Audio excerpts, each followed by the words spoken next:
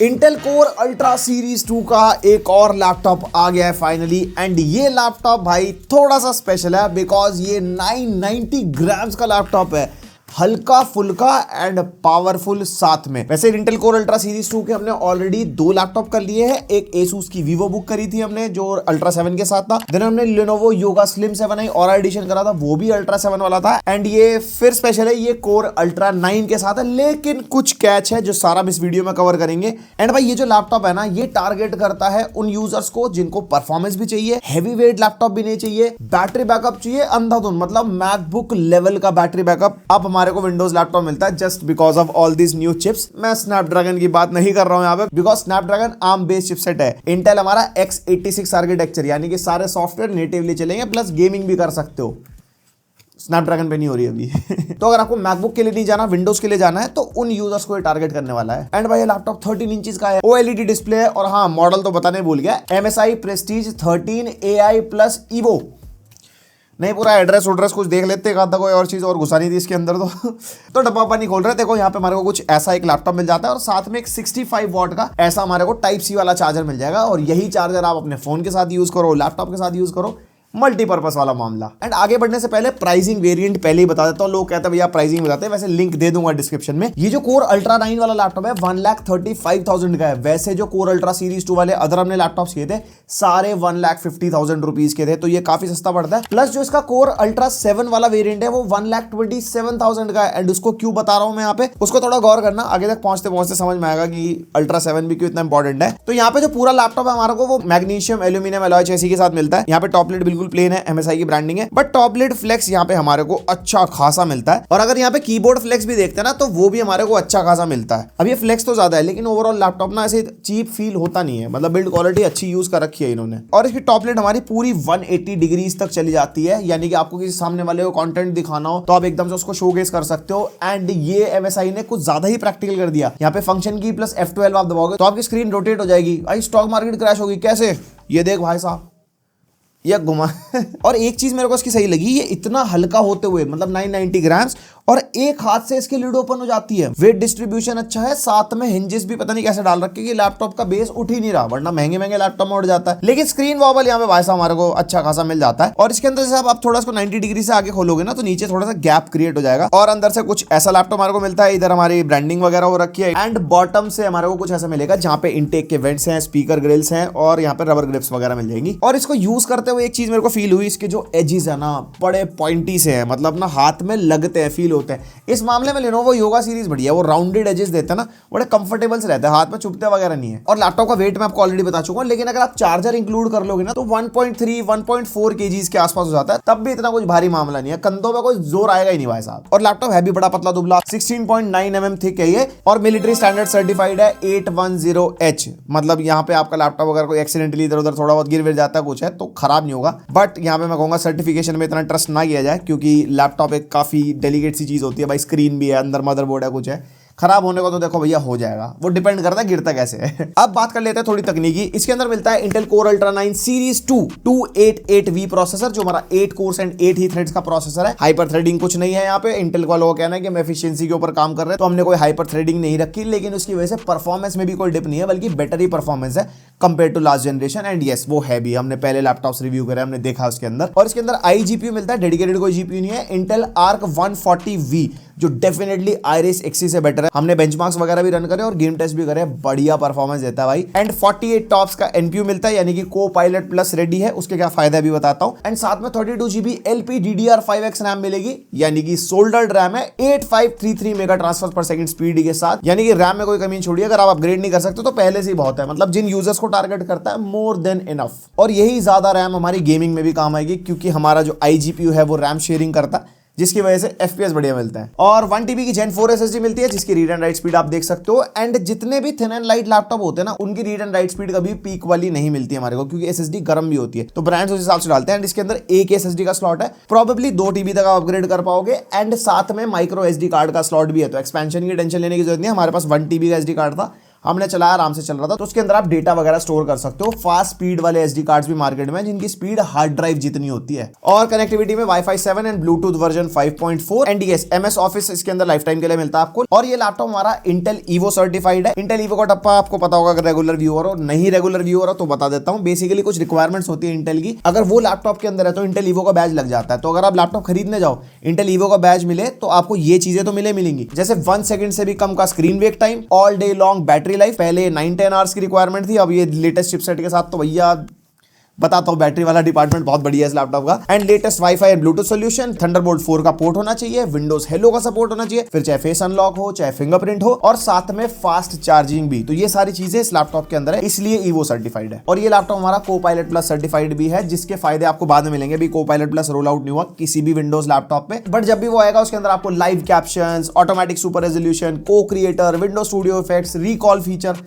बहुत सारी चीजें जो आएंगी, और जब आ जाएंगी ना तब डेडिकेटेडली कवर करेंगे। अब कर लेते हैं थोड़ी परफॉर्मेंस वाली बातचीत। सबसे पहले बेंचमार्क्स के नंबर। सिनेबेंच R23 हमने किया था, जो चार्जिंग और बैटरी दोनों पे, एंड आप देख सकते हो भाई ऑलमोस्ट सेम नंबर मिल रहे हैं। इवन सिंगल कोर तो बैटरी पे भाई ज्यादा निकल के आ गया था हमारा। एंड इससे पता लगता है कि ये वाले जो CPUs है, चाहे आप बैटरी पे चला लो, चाहे आप प्लग इन चला लो, जो विंडोज यूजर है वो ये चीज समझ पा रहे होंगे, क्योंकि चार्जिंग से हटाते ना परफॉर्मेंस डिप हो जाती थी पहले, बट ये लेटेस्ट प्रोसेसर्स के साथ नहीं है। एंड भाई इनके HX सीरीज के प्रोसेसर भी आ रहे हैं लैपटॉप में, जो गेमिंग लैपटॉप्स में होंगे। इसके ऊपर CES की पूरी वीडियो बनाई हमने, अगर आपने देखी नहीं तो वो जरूर देखना। और ये हमारा Geekbench 6 का बेंचमार्क, उसके बाद Geekbench का AI वाला बेंचमार्क, OpenCL जो GPU के लिए होता है 29,000 के आसपास स्कोर निकल के आ रहा है। ये DGPU वाले स्कोर्स होते हैं, लाइक 2050, 3050, अगर आप देखो वैसे टाइप के नंबर्स हैं। बट ऑब्वियसली डेडिकेटेड GPU जैसी परफॉर्मेंस नहीं होती, बट इसका iGPU काफी स्ट्रॉन्ग है। एंड उसके बाद PC Mark 10 for overall productivity, creativity and responsiveness. और हमने BMW का ब्लेंडर के अंदर रेंडर निकाला, 4 मिनट 6 सेकंड्स के आसपास निकल गया है, दोनों बैटरी और चार्जिंग पे। और इससे पता लगता है इसका प्रोसेसर अच्छा खासा पावरफुल है। बेसिकली प्रोसेसर के अंदर ही iGPU होता है, उसके हिसाब से बता रहा हूं। और ब्लेंडर बेंचमार्क भी निकाला, 500 के आसपास स्कोर निकल गया। And 3D Mark Time Spy, जिसके नंबर्स अच्छे खासे हैं। एक थिन एंड लाइट मशीनरी के हिसाब से आप जज करो इसको, वो भी 990 ग्राम, ऐसा भैया कागज की तरह। और सारे बेंचमार्क्स देख के आपको थोड़ा सा आइडिया लग गया होगा, इसके कोर अल्ट्रा 7 वाले ही नंबर है, भले ये कोर अल्ट्रा 9 है। और अगर OpenCL को कंपेयर करते हैं अल्ट्रा 7 से, तो अपने सामने ग्राफ देख सकते हो। ग्राफ में भले डिफरेंस लग रहा होगा, बट अगर आप नंबर देखोगे तो 2% का डिफरेंस है। तो यहाँ पे GPU सेम लगा रखा है और परफॉर्मेंस भी सेम ही निकल के आ रही है, बोथ अल्ट्रा 9 एंड अल्ट्रा 7 में। एंड अगर टेक्निकली अगर आप देखोगे तो P कोर E कोर की जो बूस्ट क्लॉक स्पीड है कोर अल्ट्रा 9 की, बस वो बेटर है। ओवरऑल 4 to 6% का बूस्ट मिलता है मल्टी कोर सिंगल कोर में। एंड क्यों अल्ट्रा 9 लेना, फिर अल्ट्रा 7 ले लो भाई साहब, 7-8 हज़ार रुपए सस्ता है, और हो सकता है बाद में और भी सस्ता हो जाए, इसलिए बता रहा था मैं आपको इंट्रो में।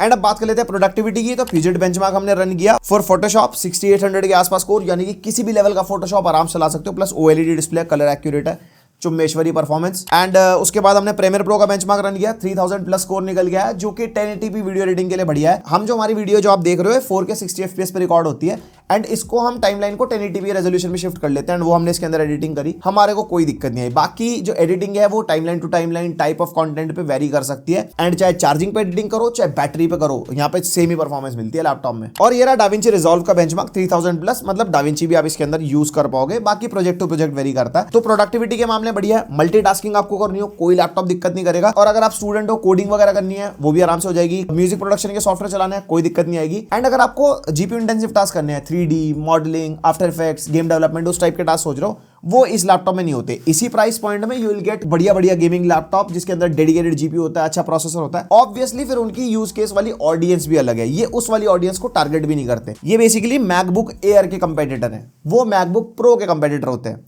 समझ रहे हो ना। एंड हम स्टेबिलिटी भी टेस्ट करके देख रहे थे, प्राइम 95 चलाया था हमने इसके अंदर काफी देर के लिए। एंड मैक्सिमम टेम्परेचर 79 तक गए थे, एंड एवरेज भी 69-71 के आसपास ही निकल गया है। और CPU जो उसका ट्वीक्ड है वो 28 वॉट के आसपास है, एक बारी के लिए 40 तक गया, बट वो इसकी ऑल टाइम वॉटेज नहीं है। गेमिंग में भी अभी आपको दिख जाएगा आगे। तो कुछ ऐसा क्रैश वगैरह नहीं हुआ, ब्लू स्क्रीन ऑफ डेथ वगैरह नहीं, मतलब थर्मल्स भी आराम से मेंटेन करा था।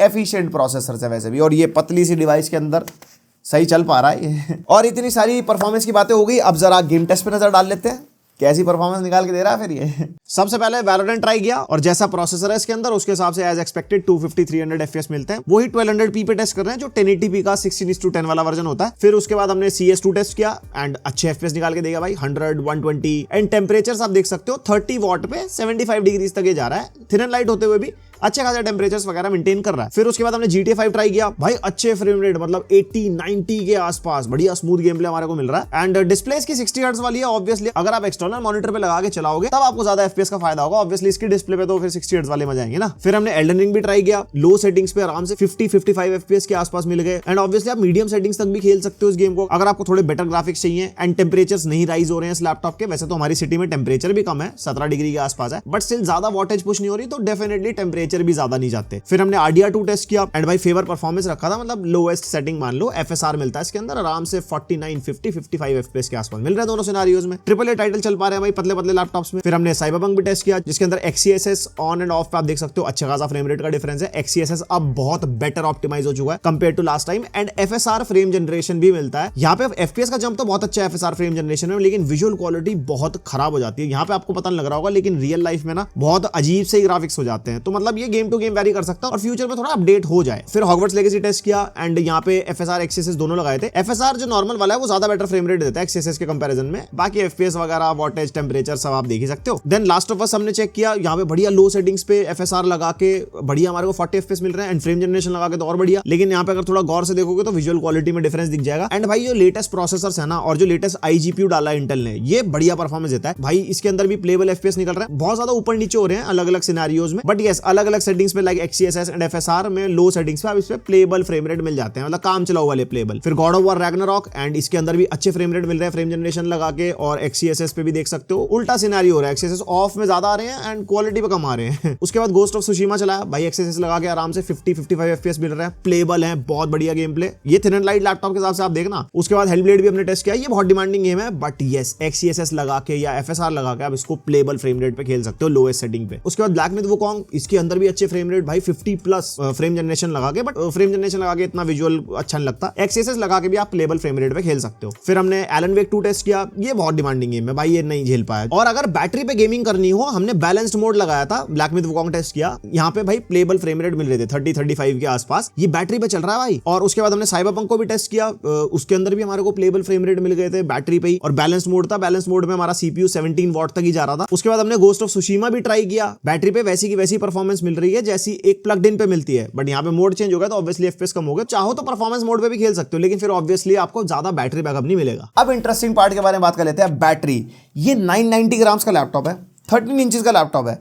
मेरे को उम्मीद थी बैटरी 50-60 वॉट आवर की डाल रखी होगी, भाई 75 वॉट आवर की बैटरी है इस लैपटॉप के अंदर। मैं तो हैरान हूं ये वेट इन्होंने मैनेज कैसे कर रखा है इतना। और भाई बैटरी बैकअप यहाँ पे हमने 70% ऑडियो वॉल्यूम करके रखी थी, वाईफाई कनेक्टेड था, यूट्यूब पे प्लेबैक हो गया, मल्टीटास्किंग हो गए, सॉफ्टवेयर वगैरह चला लिए। And yes battery saver mode पे हमने लगा लिया था इस लैपटॉप को, उसके अंदर 13 to 14 आवर्स का बैटरी बैकअप ये निकाल के देगा। एंड इंटेल का तो कहना है कि भैया 20 घंटे तक भी निकल जाएगा, बट उनका यूज केस हमें नहीं पता कौन सा करता है, कौन सा रेजोल्यूशन है, क्या है क्या नहीं है। हाँ रेजोल्यूशन इसका 2.8 के ही था जो नेटिव है, एंड रिफ्रेश रेट 60 हर्ट्ज था जो इसका अपना रिफ्रेश रेट है, उस पे बैटरी बैकअप निकल गया है एंड बहुत बढ़िया बैटरी बैकअप। अब विंडोज लैपटॉप में मतलब बढ़िया बैटरी बैकअप हमारे को मिल सकते हैं।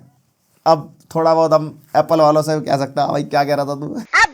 एंड यस इतना एफिशिएंट लैपटॉप है, जैसे मैकबुक वाले क्या करते हैं ना, ऐसे बंद करा लैपटॉप उठा के चल दिया। इस लैपटॉप को भी अगर आप टर्न ऑफ नहीं करते, नॉर्मल स्लीप मोड पे जाता है तो आइडल ड्रॉप 24 आवर्स के अंदर 4% के आसपास का है, जो कि बहुत नेग्लिजिबल है, मतलब अपने आप इसकी बैटरी ज्यादा डाउन होती नहीं है। और अगर आप इस लैपटॉप पे बैटरी पे गेमिंग करते हो, जैसे कि आपने देखा गेमिंग की परफॉर्मेंस काफी बढ़िया निकल के आती है, तो यहाँ पे हमने बैलेंस्ड मोड पे टेस्ट किया था, विंडोज पावर को भी बैलेंस पे कर दिया था। उसके अंदर मल्टीपल गेम्स हमने साइड बाय साइड ट्राई किया, जैसे हम टेस्टिंग वगैरह करते हैं ना, तो 2.5 to 3 आवर्स का बैकअप निकल के आ गया था। बाकी आप थोड़ा और लोड कम करोगे, गेम थोड़े डिफरेंट टाइप के खेलोगे तो ये वेरी कर सकता है, बट यस जैसे हैंडहेल्ड्स वगैरह में हमारे को बैटरी बैकअप मिलता है ना गेमिंग के टाइम पे, कुछ वैसा इस लैपटॉप पे मिल जाएगा। और तो और स्पीकर की वॉल्यूम 100 पे थी एंड ब्राइटनेस भी 100% पे थी, और इतनी सी पतली मशीन के अंदर पोर्ट्स में भी कोई कमी नहीं छोड़ी इन्होंने। यहाँ पे हमारे को राइट साइड में USB 3.2 Gen 2 type A port मिलता है, जो ब्रांड का कहना है पावर शेयरिंग को सपोर्ट करता है, मतलब पावर ऑफ चार्जिंग, बट हमारे केस में भाई वो नहीं चल रहा था। मतलब हमारे पास एक डिजिटल केबल है, उसमें लाइट फ्लिकर हो रही थी बट ऐसी कोई पावर मिल नहीं रही थी। और MSI सेंटर में ऑप्शन चेक कर चुका था, वहां पे भी ऑन था, बट वो काम नहीं कर रहा था। प्रोबेबली कोई अपडेट, कोई बायोस अपडेट से शायद बाद में चल जाए। एंड उसके अलावा एक केंजिंगटन लॉक मिल जाएगा, माइक्रो SD कार्ड रीडर मिल जाएगा। लेफ्ट साइड में हमारे को HDMI 2.1 का पोर्ट मिलता है, बट 2.1 ब्रांड का कहना है। हमने चेक किया, यहाँ पे रिफ्रेश रेट तो 120 हर्ट्ज दिखा रहा था, बट जैसे 120 पे क्लिक करते हैं तो 1440p पे चला जाता है, 4K पे 60 ही रहता है, इसलिए ऊपर वाले सारे रिफ्रेश रेट में स्टार बन के आ रहा है। बट जिन लोगों के माइंड में डाउट है ना कि अगर 4K में 60 दे रहा है तो 1080p में भी 60 देगा, या ऐसा नहीं होता। अलग अलग वर्जन के अलग अलग रेजोल्यूशन पे अलग अलग रिफ्रेश रेट आउटपुट होता है। एक चार्ट आ रहा होगा सामने, वीडियो पॉज करके चेकआउट कर कर सकते हो। उसके अलावा हमारे को दो टाइप सी पोर्ट मिलते हैं जो दोनों थंडरबोल्ट 4 वाले हैं, यानी कि डिस्प्ले आउटपुट का भी सपोर्ट आप ले सकते हो, DP 1.4 यानी कि 4K 120 hertz and fast speed data transfer as well. और यहाँ पे हेडफोन माइक जैक का कॉम्बो मिल जाएगा। Lastly seriously I am impressed with the ports. इतने पतले लैपटॉप में इतने सारे पोर्ट्स नहीं आते। एंड उसके बाद आ जाता है कीबोर्ड। यहाँ पे हमारा 60% वाला कीबोर्ड है, सिंगल कलर बैकलाइट कीबोर्ड है, व्हाइट कलर की लाइट मिलते हैं इसके अंदर, जिसके अंदर आप डिफरेंट लेवल सेलेक्ट कर सकते हो, ऑन ऑफ कर सकते हो अपने हिसाब से। एंड यस, जो हमारा पावर बटन है वो फिजिकल फिंगरप्रिंट स्कैनर है, आप आराम से उंगली लगाओ एकदम लॉग इन हो जाता है। विंडोज हेलो का सपोर्ट, और एक ही नहीं दूसरा भी है, वो कैमरे वाले पार्ट में बात करता हूँ अभी। एंड 1.7 mm का की ट्रैवल है, और ऊपर हमारे को F7 पे शॉर्टकट मिलता है इसके मोड चेंज करने के लिए, जिसके अंदर आप डिफरेंट पावर मोड चेंज कर सकते हो। एंड ओवरऑल टाइपिंग एक्सपीरियंस अच्छा है कीबोर्ड का, कहीं से कहीं तक डिसअपॉइंट नहीं करता। एंड वहीं पे अगर ट्रैक पैड की बात करते हैं, लैपटॉप छोटा सा है 13 इंच का, बट उसके हिसाब से ट्रैक पैड का साइज अच्छा खासा बड़ा है, फुली क्लिकेबल वाला ट्रैक पैड है एंड मल्टी जेस्चर वगैरह को सपोर्ट करता है, चलने में स्मूथ है, ऐसी कोई दिक्कत नहीं है। अब आ जाते हैं डिस्प्ले पे। डिस्प्ले भी इसके अंदर भाई OLED डाल रखी है, 2.8 के 13.3 इंच की OLED डिस्प्ले मिलती है, 16:10 एस्पेक्ट रेशियो मिलता है हमारे को। टच स्क्रीन ये नहीं है, ZenBook हमने रिव्यू किया था, वो 1.5 लाख रुपए का लैपटॉप था, उसके अंदर टच स्क्रीन भी थी, और इसके अंदर 60 हर्ट्ज का रिफ्रेश रेट है। मेरे हिसाब से भाई 120 हर्ट्ज मिनिमम कर देना चाहिए हर एक ब्रांड को आज की डेट में। वो क्या है ना, आजकल सारे फोन्स के अंदर हमारे को 120-144 हर्ट्ज का रिफ्रेश रेट मिलता है। प्लस मैं जो लैपटॉप यूज करता हूँ या स्क्रीन यूज करता हूँ स्टूडियो में, वो सारी हाई रिफ्रेश रेट वाली है, तो एकदम से जब 60 हर्ट्ज पे आता है ना, मजा सा नहीं आ रहा। नहीं क्या मतलब आईफोन 60 हर्ट्ज पे बढ़िया चलता है, मैं ऑटोमेटिकली आगे कैसे आ जाता हूँ। लेकिन कलर गैमेट और ब्राइटनेस के मामले में नो डिसअपॉइंटमेंट। 500 निट्स तक की इसकी ऑल टाइम ब्राइटनेस गई है हमारी टेस्टिंग के अंदर, और कलर गैमेट भी अच्छा है, 100% sRGB, 100% DCI-P3 and Adobe RGB और NTSC के भाई नंबर भी बढ़िया अच्छे खासे मिलते हैं। HDR का सपोर्ट भी मिलता है लैपटॉप के अंदर, लेकिन कोई भी डॉल्बी विजन का सपोर्ट नहीं है। इस प्राइस पॉइंट पे वो हो जाता तो सोने पे सुहागा होता भाई। और हाँ, Ultra 7 ले लो या Ultra 9 ले लो, डिस्प्ले स्पेक्स आपको बिल्कुल सेम मिलेंगी। एंड डिस्प्ले एक्सपीरियंस सुपर्ब भाई, आराम से आपको कंटेंट देखना हो, आप गेमिंग करते हो उसके ऊपर कैजुअल टाइप की कभी कभार, या professional grade video editing, photo editing करते हो, कलर एक्यूरेसी वाले टास्क करते हो, कलर ग्रेडिंग करते हो, उसके अंदर भी डिसअपॉइंट नहीं करेगी। बस 60 हर्ट्ज थोड़ा सा आंखों को ऐसा लगता है ना, स्मूथ होना चाहिए था। वही मेरा सजेशन है MSI को भी और सारे ब्रांड्स को भी भाई, अब थिन एंड लाइट लैपटॉप में भी हाई रिफ्रेश रेट डिस्प्ले डालो। मुझे नहीं पता, बाकी तुम्हारा क्या ओपिनियन है, टाइम के साथ कमेंट करो ताकि ब्रांड भी पढ़ पाए। एंड MSI सेंटर सॉफ्टवेयर मिलता है इसके अंदर, जिसके अंदर होम पेज पे हमारे को सारी हार्डवेयर मॉनिटरिंग मिल जाएगी। एंड यहाँ पे बैटरी बास्टर मिलता है कि कितनी तुम्हें बैटरी चार्ज करनी है for its longer life. Keyboard backlight के ऑप्शन है, और यहाँ पे मोड्स वगैरह सेलेक्ट कर सकते हैं, एक्सट्रीम परफॉर्मेंस, बैलेंस वगैरह। AI जोन इसके अंदर हमारे को मिलता है, जिसके अंदर noise cancellation, smart brightness, smart guard, studio effects, ये वो बहुत सारी चीजें मिल जाएंगी इसके अंदर। वो तो जब बंदा लेता है मशीन तो एक्सप्लोर कर ही लेता है। और भाई इस छोटी सी मशीन के अंदर जो स्पीकर्स डाल रखे हैं, आप हेडफोन लगाओ, तुम्हें आइडिया होगा ऑडियो का। नहीं गंदे गाने नहीं सुनवाऊंगा मैं, बढ़िया ही गाने सुनवाऊंगा। तेरा करे मुझे घायल है, अरे हम तो मामूली से गाय। टी सीरीज वाले कॉपीराइट ना मार दें। स्पीकर्स बढ़िया हैं, सेपरेशन फील होता है। डाउन फायरिंग वाले हैं तो फ्लैट सरफेस पे ज्यादा अच्छा एक्सपीरियंस मिलता है, बट ओवरऑल थंब भी मिलता है। ओवरऑल आप डिसअपॉइंट नहीं होंगे स्पीकर से। कोई भी डॉल्बी एटमॉस का सपोर्ट नहीं है। एंड DTS ऑडियो प्रोसेसिंग के ऐप मिलते हैं, जिसके अंदर आप म्यूजिक, मूवीज, गेम्स, अलग अलग मोड सेलेक्ट कर सकते हो। एंड ग्राफिक EQ का ऑप्शन भी मिलता है, इसके अंदर आप इक्वलाइजर कस्टमाइज कर सकते हो अपने लिसनिंग एक्सपीरियंस के हिसाब से। और ये इसका वेबकैम टेस्ट है, एंड माइक भी लैपटॉप का यूज हो रहा है। मैंने कोई नॉइज कैंसिलेशन वगैरह नहीं लगा रखा, ये नॉर्मल ऑडियो आप डायरेक्टली सुन रहे हो। एंड 1440p वेबकैम मिलता है इसके अंदर, 30 FPS वाला। लास्ट 1440p वेबकैम हमारे को Acer Swift लैपटॉप के अंदर मिल रहा था। एंड यस, वेबकैम की क्वालिटी मेरे को तो जबरदस्त लग रही है। आपको कैसी लग रही है कमेंट करके बताओ। लाइट कंट्रोल वगैरह बढ़िया है। और माइक की क्वालिटी यार लिख दिया करो, कमेंट में पढ़ लेता हूँ, देखो तुम्हें पता ही है। उसके अलावा नॉइज कैंसिलेशन वगैरह MSI सेंटर के सॉफ्टवेयर से आप लगा ही सकते हो। और इसके अंदर विंडोज के स्टूडियो इफेक्ट्स भी मिल जाते हैं, जैसे ऑटोमेटिक फ्रेमिंग हो गई, आई कॉन्टैक्ट हो गया। मेरे को आई कॉन्टैक्ट का सिस्टम अभी तक समझ में नहीं आया कि मतलब ये आई का कॉन्टैक्ट तो बनाता नहीं है, बस आंखें छोटी बड़ी कर देता है। ये पता नहीं सो के उठ के जो वर्क फ्रॉम होम कर रहे हैं उनके लिए फीचर बनाया, मेरे को बिल्कुल पल्ले नहीं पड़ा। और उसके अलावा हमारे को बैकग्राउंड इफेक्ट्स मिल जाते हैं, इसमें ब्लर वगैरह आप लगा सकते हो। और पोर्ट्रेट लाइटिंग और क्रिएटिव इफेक्ट्स अभी नहीं आए हैं, क्योंकि कोपायलट प्लस का जब वो रोल आउट होगा ना अपडेट, आई थिंक उसके साथ ही आएंगे। और इसके अंदर ना स्मार्ट गार्ड फीचर है MSI सेंटर सॉफ्टवेयर के अंदर, जिसके अंदर हमारे को टर्न ऑफ माई स्क्रीन वाला ऑप्शन मिलता है and wake my device when I approach वाला ऑप्शन मिलता है। मतलब वो सेंसर बेस्ड है, कभी चलता है कभी नहीं चलता, थोड़ा हिट एंड मिस है। प्रोबेबली वो अपडेट्स के थ्रू फिक्स हो जाएगा। बेसिकली वो प्रॉक्सिमिटी सेंसर के थ्रू होता है, प्रेजेंस डिटेक्ट कर लेता है ना आपकी। एंड यस, विंडोज हेलो को भी ये सपोर्ट करता है। IR कैमरा है, तो फेस अनलॉक के थ्रू भी आप लैपटॉप खोल पाओगे, एंड काफी बढ़िया काम वो करता है। तो ये हो गया MSI Prestige 13 ब्ला ब्ला ब्ला जो भी इसका मॉडल है उसका पूरा रिव्यू। एंड इस लैपटॉप को अगर कंपेयर करते हैं इसी के साइड बाय साइड लैपटॉप से, देखो पहले क्लियर कर दो, जो भी गेमिंग वाली ऑडियंस देख रही है, ये लैपटॉप्स गेमर्स को टारगेट नहीं करते। ये उन लोगों को टारगेट करते हैं जिनको प्रोडक्टिव टास्क करने हैं, ऑफिस वाले काम करने हैं, मैकबुक भी लेने के सोच रहे हैं और विंडोज लेनी है, उसके बीच में कंफ्यूज है और विंडोज पे ज्यादा प्यार है, तो उनके लिए है laptop. Dedicatedly high performance gaming को टारगेट नहीं करते, तो उसके हिसाब से आप जज मत करना इसको। उसके लिए दूसरे लैपटॉप बने हैं। फिर उसके अंदर हमारे को तगड़े तगड़े फीचर जैसे ये फेस अनलॉक, फिंगरप्रिंट, यहाँ पे जो स्मार्ट फीचर्स हैं, फिर OLED डिस्प्ले, ये थोड़े ना रजवाड़े टाइप के प्रीमियम लोगों को टारगेट करने वाले फीचर है। ये तो हो गई पहली चीज। अब कंपेयर कर लेते हैं सबसे पहले जो ZenBook आया था हमारे चैनल पे, उसके अंदर Core Ultra 7 मिलता है, इसमें Ultra 9 है, तो इतना डिफरेंस है नहीं, वो आपको बता चुका हूं दोनों CPUs के अंदर। एंड रैम भी दोनों के अंदर 32 GB मिलती है। और जो मेजर डिफरेंस है वो है डिस्प्ले के अंदर। इसके अंदर 60 हर्ट्ज वाली 2.8K डिस्प्ले है, उसके अंदर 3K वाली 120 हर्ट्ज वाली डिस्प्ले है। बाकी OLED है, 100% DCI-P3, वो सब तो हमारे को मिलता ही है। और साथ में ZenBook के अंदर टच डिस्प्ले है जो इसके अंदर नहीं है, तो ये बहुत सब्जेक्टिव है। आप देख लेना, अगर आपको टच डिस्प्ले चाहिए तो आप उसके लिए जा सकते हो, वरना पैसे बचा के 1,27,000 रुपीज में इसका Ultra 7 ले सकते हो, वो 1,50,000 का है। तो हमारे ऑलमोस्ट 22-23,000 रुपीज बच रहे हैं। Then Lenovo Yoga Slim 7i Aura edition की बात कर लेते हैं। प्रोसेसर सेम, रैम वगैरह मामला सब कुछ सेम है जो भी है। बिल्ड एंड डिजाइन के बारे में बात करूं, Lenovo Yoga Slim 7i बहुत प्रीमियम फील होता है। उसका स्पीकर बहुत अच्छा है कंपेयर टू दिस, इसका भी बुरा नहीं है, उसका थोड़ा ज्यादा बेटर है। और जो बैटरी है उसमें 70 वॉट आ रहा है, इसमें 75 वॉट आ रहा है, ज्यादा डिफरेंस नहीं आता। एंड डिस्प्ले का डिफरेंस है, हमने जो यूनिट रिव्यू करी थी वो OLED वाली थी, लेकिन OLED यूनिट अभी इंडिया में आई नहीं है। उसके अंदर IPS मिल रही है 1.5 लाख में, इसके अंदर OLED है 1.27 लाख में, तो ये यहाँ पे ज्यादा बेटर है। बट वो ये 60 हर्ट्ज वाली बातचीत हो जाएगी। एंड उसके अंदर डॉल्बी विजन, 120 हर्ट्ज,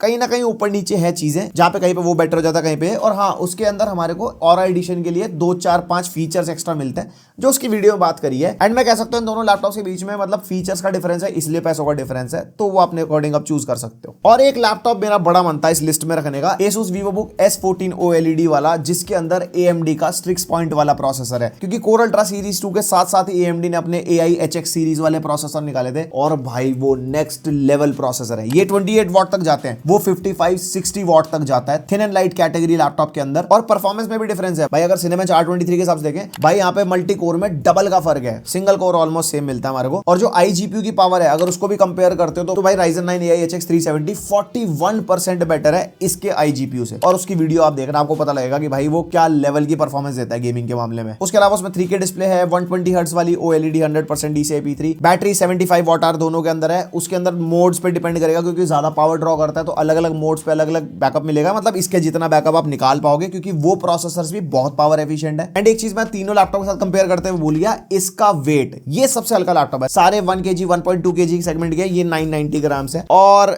इसलिए थोड़ा सा औरों से डिफरेंट है। एंड मैं कह सकता हूं, देखो अगर परफॉर्मेंस सेंट्रिक देख रहे हो ना, तो VivoBook S14 OLED बहुत बढ़िया है, और power efficient, small form factor, हल्का laptop with all the premium features, तो ये मेरे को ज्यादा वैल्यू फॉर मनी लगा compare to other 2 laptops, Lenovo Yoga हो गया या Asus की ZenBook होगी। बाकी आप एक काम करना, इसके बाद ना सारे वीडियोस देख लेना, उसके बाद अपनी बाइंग चॉइस बनाना, क्योंकि 1,30,000 से लेके 1,50,000 आप खर्च करने वाले हो, तो थोड़ा सोच समझ के। बाकी मैंने अपने एंड से सब कुछ क्लियर कर ही दिया।